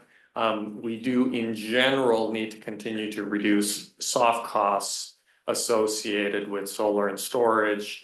It's quite expensive in California to deploy residential solar and storage, much more expensive than a number of other countries. And we think that we're well positioned to help improve those costs, including customer acquisition costs, permitting and other factors. So on the whole, I would say our perspective remains quite favorable, despite the fact that we will have some additional headwinds here. Happy to answer any questions you may have. Questions? All right, I'm gonna open it up to public comments and questions. Yes, Jesse comes, Supervisor Spear, did you have a question? Actually, I don't have a question, but I think it's really important, and I think I'm echoing what someone has already said. So much can change in the next 2 to 4 years. So I think the less hand wringing we do, the better. I mean, we should maximize our opportunities to get projects online, but I am pretty confident you're going to see major shifts. And I think that for our consumers, getting the word out about what they need to do because of these deadlines would be very valuable. And I don't know exactly how we can do that, but I think we should, because, you know, we're looking at September and December as you know, really short time frames. Thank you. Yeah, I think we can also, so you help us be able to sleep better tonight, Supervisor. Anyone else? Yes. So the foreign entity of concern rules apply to batteries, do they not? They do. Okay. But we have enough, you think we have enough onshore production that those prices are steady, or actually I mean, this is the problem with the markets being roiled, and nobody knows where things are going, right? That uncertainty leads to like these incredible price fluctuations, right? Right, so there's a lot of uncertainty here, and looking at Peter, our lead here. You know, that a lot will come down to the specific rules over how FIAC is implemented, A, B. There may well be a rush on domestically sourced batteries for some period of time, which could drive up prices. I don't know, Peter, if we want to add any other comments to that.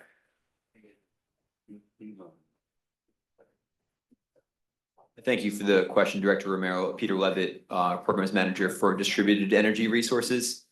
Two things I would add here. One, echoing Raphael's sentiment that there's still a lot of uncertainty on the FIAC details, especially as pertains to the breadth of available equipment manufacturers from which we can procure.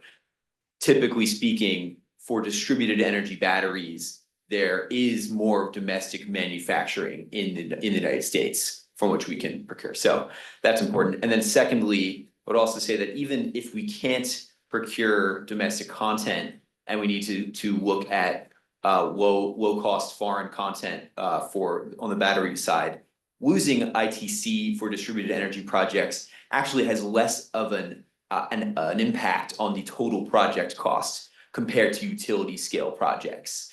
There's a lot of soft costs for which you can't recover ITC for distributed energy projects. And so pound for pound, losing ITC is not as big of a blow for distributed energy, which is one of the reasons why we remain bullish on distributed energy in the long run.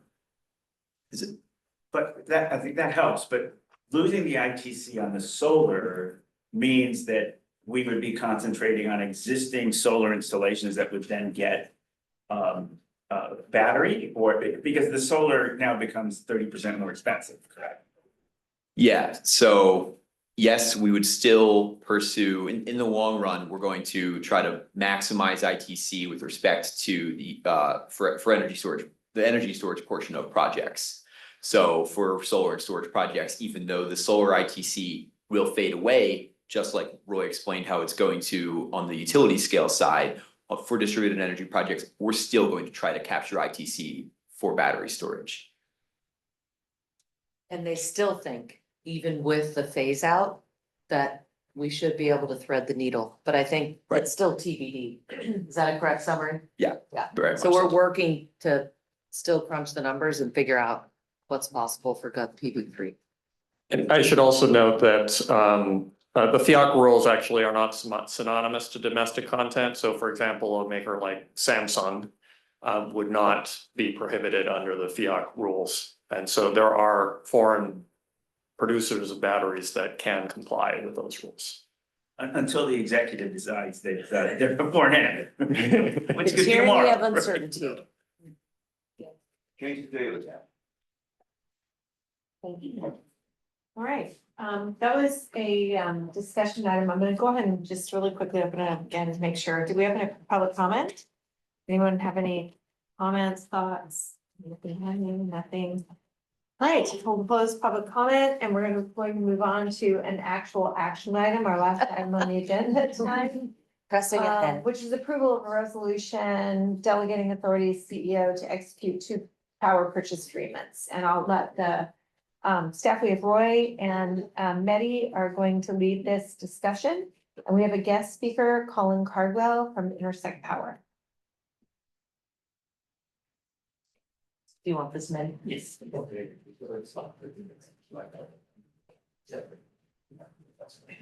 I'm Eddie Schreier, Senior Manager of Planning and Analytics. So this item is,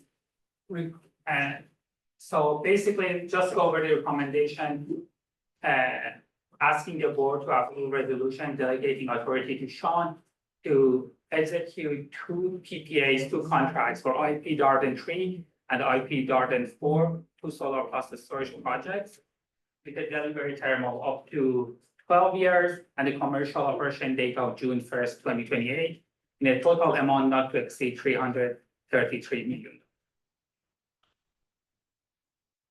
So this is a solar plus storage project. located in western Fresno County. The developer is Intersect Power, and there are two project companies, IP Darden 3 and IP Darden 4, and I will explain a little bit more in the next slide why there are like two LLCs for these projects. The total capacity of the project is 1150 megawatt solar, 1150 megawatt storage. PC's portion out of this project is 84.56 megawatt solar, 83.68 megawatt storage. And the seller has the option to increase the storage capacity to 91.48 megawatt. The term is currently 10 years, but the seller has the option to extend. Thank you. To extend this to by an additional 2 years to 12 years, basically. And the seller has to exercise this right by end of November of this year, but no other terms in the contract will change. The delivery start date for this project is June 2028, and the total contract cost is not to exceed $333 million. So as I mentioned, this is the project in total is 1150 megawatt solar, 1150 megawatt storage. And the developer actually has created 4 separate legal entities to optimize financial flexibility and accommodate design and engineering for the project.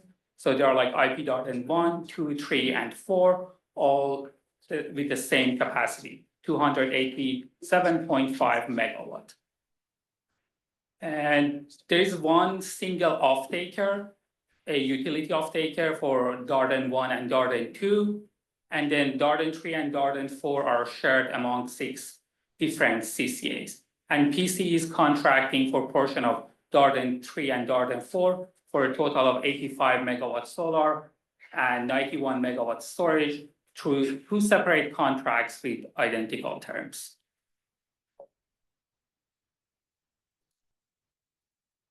As I mentioned, the developer for these projects is Intersect Power. It's a clean energy company that develops and owns and operates clean energy projects.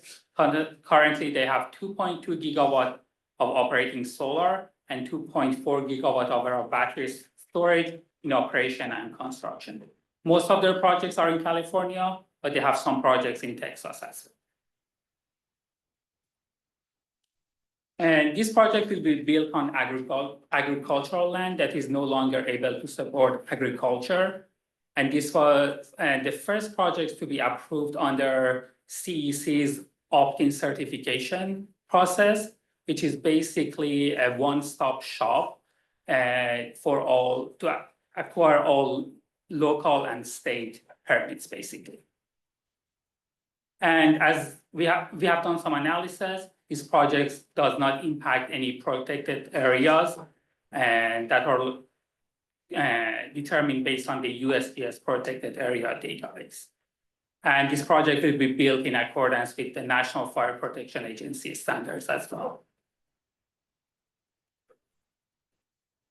This project has significant labor and community benefits. First of all, they will use PLA for construction of these projects. There will be around like 1,200 jobs created during the construction phase.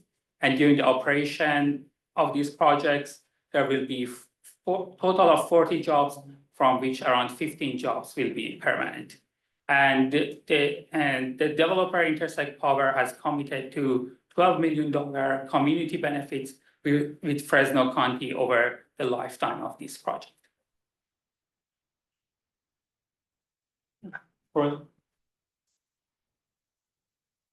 And I will be happy to answer questions at the end. Thank you. Okay, do you guys want to do questions here real quick? Yeah. Roy is not quite done. Oh, There we have, Yeah. they're just, Okay, let's do a couple more slides and then we'll keep your questions. Thank you, Betty. Okay, so we're back to the same topic that was on before, the tax credits and tariff. So for this particular project, the project is able to qualify for ITC and the legacy ITC program. So it's mostly unaffected by the recent legislation and the executive order, which is very positive. And the project condition qualifies for not just 30% ITC, but 50% ITC due to the domestic content adder and the qualification for energy community. And the tariff risk is still out there, so there's still that risk exists on the battery cells, and that's coming from China. But PCE from contractual arrangements is, for the most part, insulated from that risk. So there are all these values to these projects, and the only one that doesn't have, typically we see here, is the MTR. We're good on MTR requirements, so this project will definitely help us to meet our 2030 100% renewable target. It is, the solar piece is still with the ITC qualification is very competitively priced. We'll have the arbitrage value from the battery, the ancillary service from the battery, the resource adequacy benefits from the battery as well. The project, because it sources domestic products such as solar panels, steel, and aluminum, that's why it qualified for the domestic content adder. Again, it's under the current circumstances, this project is very well positioned to earn these tax credits. This is the expected generation profile from a monthly generation profile from the resource. The yellow bars are solar, the green bars are the storage. You can see the storage discharging below the zero line for every month, and then discharging various hours where we project that they will benefit the grid.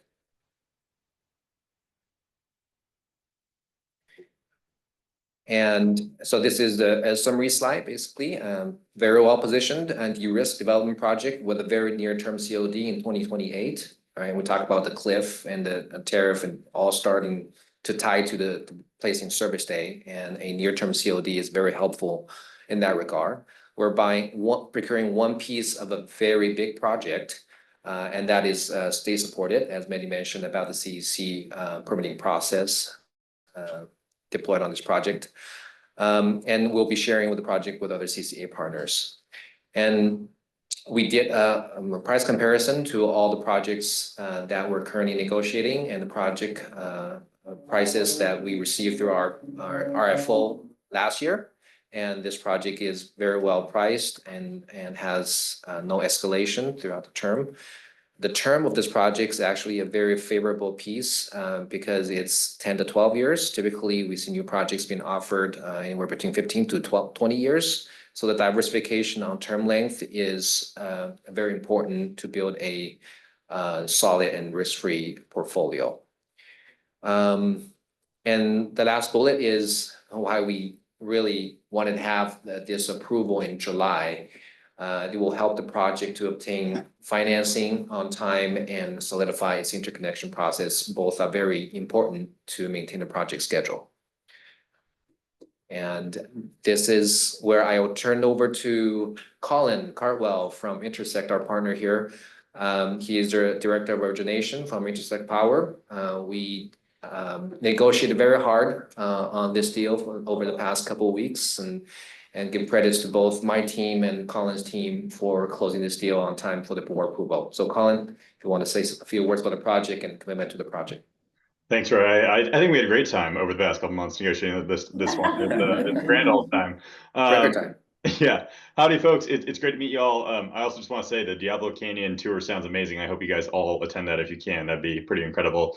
Anyways, I'm Colin Cardwell, Director of Power Origination here at Intersect Power. I lead our Western US origination group. It's actually my second time before the PCE board. I was the originator on the Mustang 2 project that PCE procured back in 2017, developed by Recurrent Energy when I was with them at that time. So it's great to be before the board again and amongst your community. The team here at Intersect Power, we're incredibly excited to welcome PCE as a partner on the Darden Clean Energy Project. We're excited to bring power to the DC community, along with the other communities in California with the CCAs that Roy has discussed. I'm going to skip over a couple of details around the project because you've just heard this, but I want to highlight a couple things. The project is in the company in general believes in sustainable land use. So this project is sited on former contaminated agricultural land in unincorporated Western Fresno County. The project's going to be a really big, significant economic driver in that area. So I think you heard, Mehdi and Roy talk about 1,200 construction jobs. There's going to be substantial tax revenue that is going to go into the county. There's one kind of correction I think we have in that deck for you, that it's actually $2 million over the first 10 years in community benefits, and then $5 million over the life of the project in the community benefits plan that we're going to implement for the project. And then a couple more items on domestically sourced content. So Intersect Power really believes philosophically it's the right thing to reinvest here in the U.S. in manufacturing. And so on the Darden project, we are going to bring all of our steels can be domestically sourced. Our battery systems are going to be assembled here in the U.S. Along with our solar panels are all produced by First Solar, which is a U.S. Manufactured solar panel producer. Those will be produced mostly in Ohio and possibly down in Alabama. We're committed to being a strong partner for PCE and in the region. We're going to work really closely with local stakeholders to ensure the Darden project delivers lasting benefits and truly elevates the community close to the site as well as throughout California. Again, on behalf of the entire Intersect Power team, we're incredibly excited to be partnering with PCE and can't wait to build Darden and to begin the power the PCE community. Appreciate your time today, guys. Thank you. Thank you very much, Colin. I think that wraps it up, right? Are we wrapped up? Yeah, the last slide is the recommendation again, so yes. Yeah, why don't you put up the recommendation? Thank you, Colin. Hang on in there. See us get this done. So before we go to recommendation, I do want to open it up for any additional questions and any members of the public who might have something. Anyone from the public? No? No, okay. If somebody comes up, let me know. Yes, I have Director Nighthawker and then Director Agassi. I'm sorry, I'm Yes, an please. alternate, so I just want to understand something on this project. I'm not understanding the 10 to 12 years. It's up to them to change it from November to 12 years. Yes, it was originally a 12-year term contract. We are, and without changing any terms of the contract, yes, we backed it down to 10 years, which is probably more favorable to us, but we're okay with the seller choosing to go back to the 12 years. And it was a request based on financing reasons from the seller side. Okay, and then my other question was, it's a lot of energy. So does this replace other contracts we have, or is this growing because we're growing? It's a growing portfolio resource. It's not meant to replace any resource in the Great, portfolio. thank you. Director Agassi? Two quick questions, Roy questions. One, you mentioned the getting up to 50% with the domestic content, which you explained, and then the other was the energy community adder, and I didn't know what that was. Okay, this is where, Colin, can you address the energy community qualification? Yeah, there's basically another path to accelerate and increase the level of ITC that you can qualify for that's put out by the government, that it has a series of qualifications that you go through in order to qualify for it. It is part of where the project is cited. It is part of a number of treatments that go into it that is fairly complex, but this project will qualify for that. So it allows us through our domestic content investment, as well as through the siting and a few other items that allow us to qualify for these two additional adders beyond the 30%. Okay, thank you. And then the second question, just an acronym, I didn't know, you said it, but we would be fine for MTR? Oh, I'm sorry, that's the midterm reliability mandates. We previously procured quite a bit of contracts on projects to meet that requirement, and for now, we're good on meeting that requirement. So this project will be a good backup if any projects that we sign up for didn't make it, but it was not intended to meet that, but it will qualify if we need to use it for MTR purpose.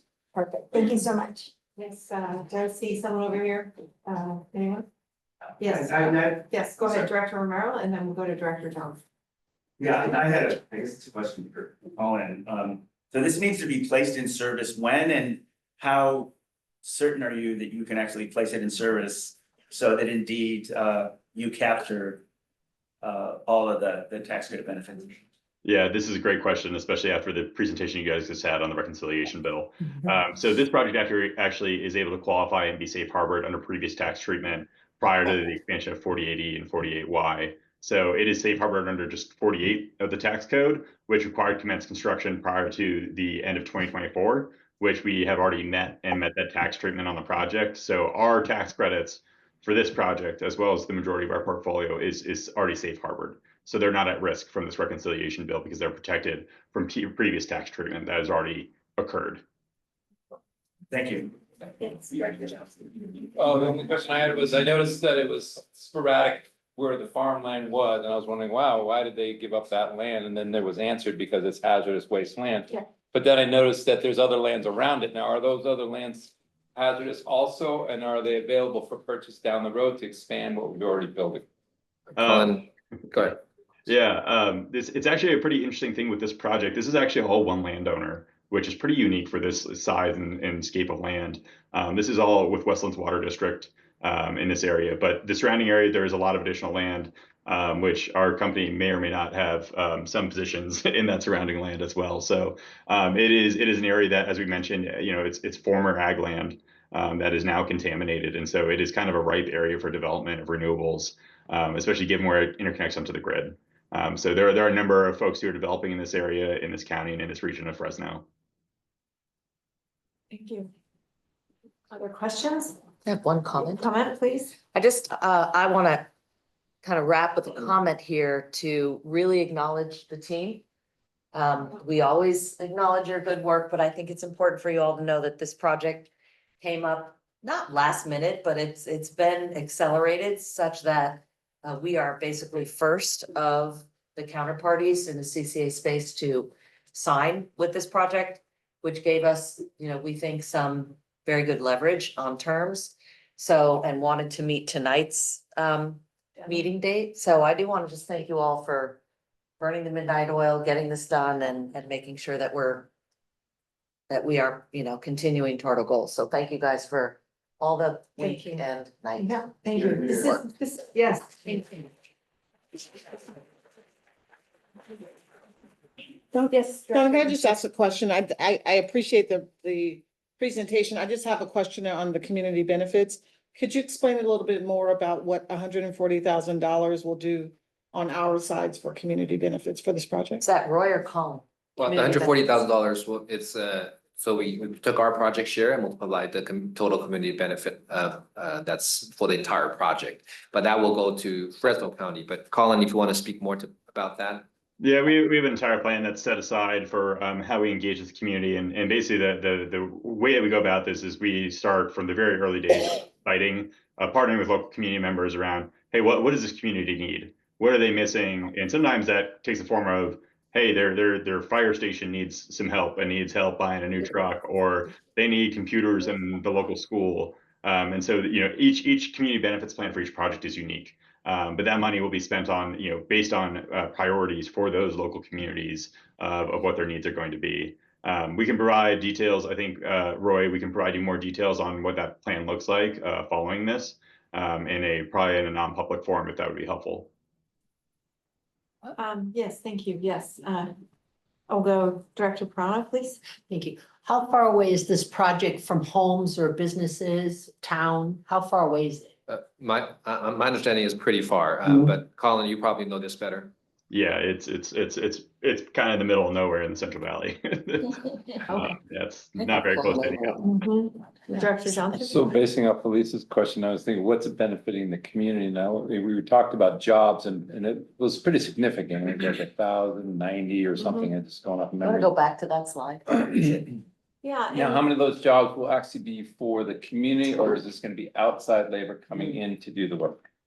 So a lot of it is going to be local labor. So as part of kind of the PLA group and how we work with the local unions is you go in and you run job fairs as well.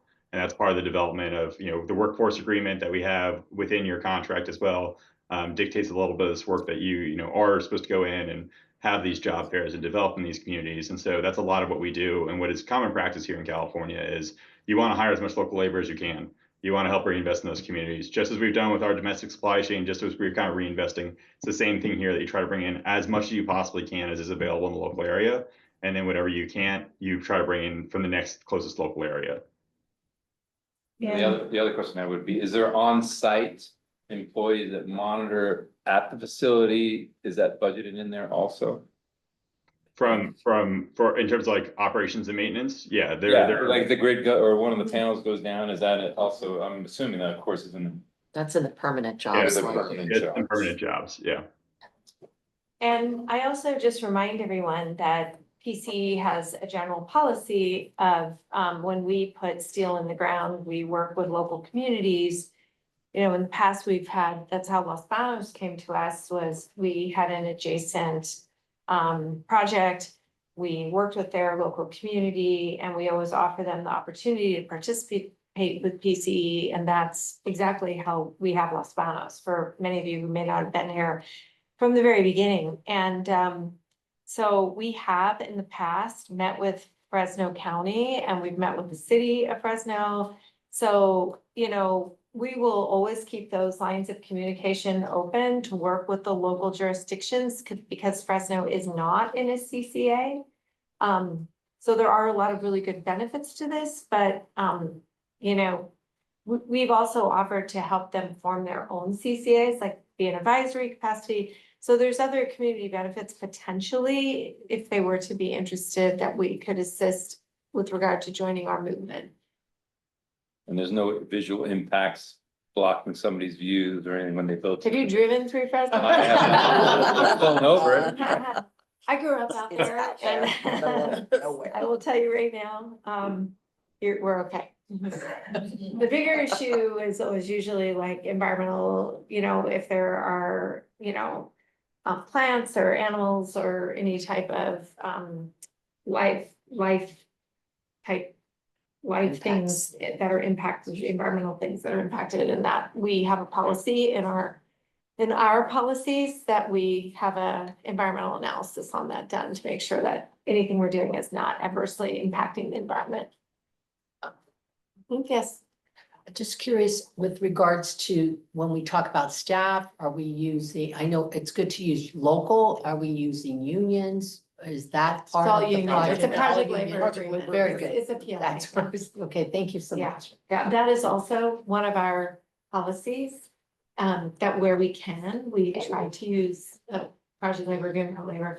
It can't always work. Sometimes there are just, we're in a right to work state or something like that.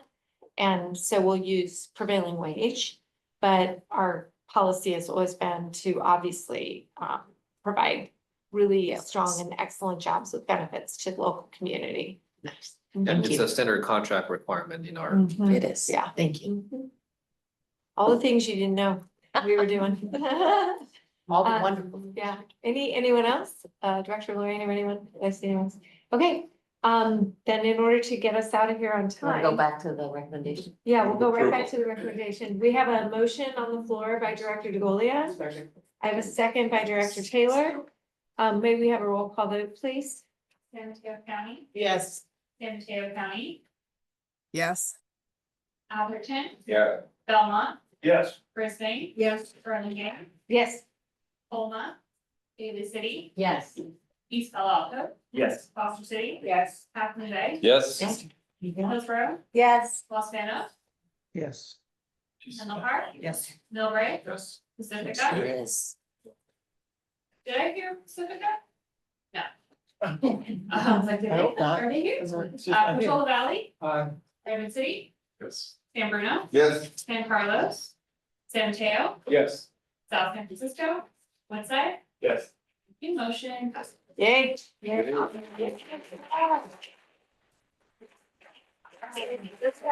good job. We'll have our last time here. Any member reports? Anything anyone needs? Look for your invitation to Diablo Canyon and revised dates, please. And then I just remind everyone at the bottom here, items 12 through 17, is a lot of really excellent data, especially if you're maybe new to our board or coming on as a, you know, as an alternate and you want to take a look. This is really good background data and information to get you up to speed. So with that, yes, Director Nguyen. Sorry, just one thing. Thank you Yeah. very much. I appreciate Executive Director, CEO Sean Marshall mentioning in her report that PCE will be at the Silicon Valley Youth climate action event on August 9th. I will be there too, and I think some other people will be there. The California Cities Peninsula Division is partnering on that event. So anyone who is thinking about going, I would suggest you join. It's in Campbell, my understanding, on Saturday, August 9th. So it is a Saturday.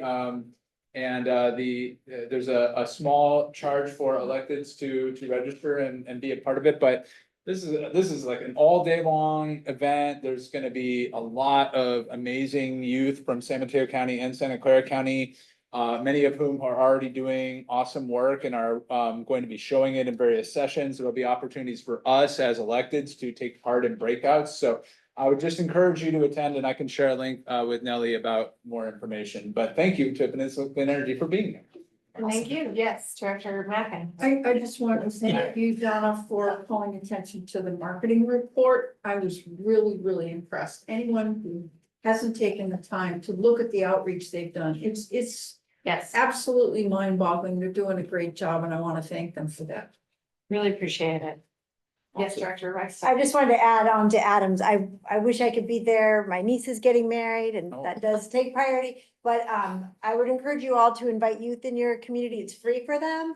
And I invited our Hillsborough Youth Commission, and hopefully some of them are coming, and anyone let your youth commissions know, or any other younger people that you know. Sure. Director Loring, do you mind providing staff with a little link or info piece that we can put into our e-news? Newsletter. So that then we can share out with our cities for their e-news and our yaks and things I like think that. it's going out tomorrow, right, Brianna? Yes. Yeah, so thank you, if you wouldn't mind, that'd be Yes. great. Yeah, and we can, if we don't do it this week, we can catch it next week too. Yeah. Or do it twice. Anything else? Everyone? All right, we are smack dabby on the nose. Oh, good job.